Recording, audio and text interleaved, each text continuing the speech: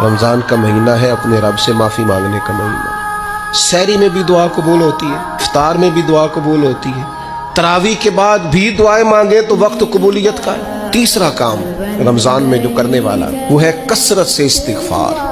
کچھ غلطیاں نا ہم کرنا نہیں چاہتے ہم سے ہو جاتی ہیں، کچھ غلطیاں ایسی ہیں جو ہم بڑی بڑی کر چکے ہیں لیکن ہمیں یاد ہی نہیں، بھول گئے۔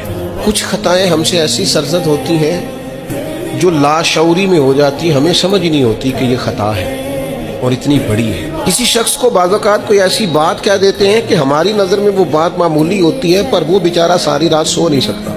رمضان کا مہینہ ہے اپنے رب سے معافی مانگنے کا مہینہ، اس سے توفیق مانگنے کا مہینہ، اس کے حضور حاضر ہونے کا مہینہ۔ میں آپ کی خدمت میں عرض کروں، حضرت عائشہ صدیقہ فرماتی ہیں نبی پاک نے فرمایا صلی اللہ تعالی علیہ وسلم، جس سے اللہ نے قیامت والے دن حساب پوچھ لیا نا اس کے لیے مشکل ہو جائے۔